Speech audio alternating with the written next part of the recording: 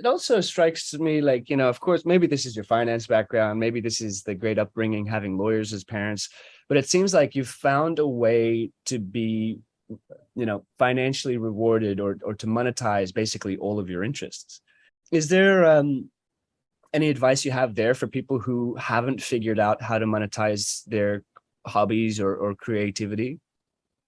Yep. So good question. I think like with any business that you want to start, right? Anyone wants to start, you first need to have one thing, which is a passion for it, a love for it. Okay, without that, no business that you try to start in that industry or in that field would ever be as successful as one that you have a true deep love and passion for. All right. A second thing would be, whilst you may, and this goes with saying, as much as you love that hobby of yours or a passion of yours, not necessarily do you need to turn it into a business.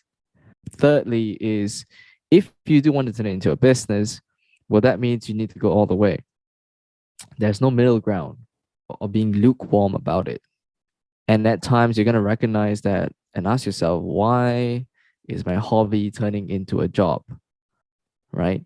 And so you really need to find a balance between, is this what I want to do? This is something that I love and enjoy.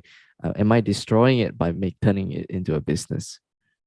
Dude, I think that's fantastic advice, especially just the part where it's like, you don't need to always turn something into money, but if you do, go all the way. And I think there's a lot to be said about anybody doing anything in this space, whether if they're choosing to be a founder and building a brand, they really got to go all in. The great Tony Robbins, I don't know if you've read any of his books. He likes to say, if you want to take the island, burn the boats.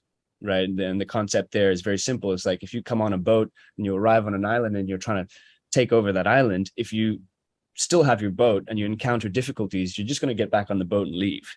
But if you've burned your boats, well, now Can't go you back. have no choice but to You succeed. can't go back. Yeah, yeah, You yeah. can't And go back. yeah, exactly. No regrets. You've been in the space now for, it sounds like, a little bit over a year and a half, maybe even 2 years.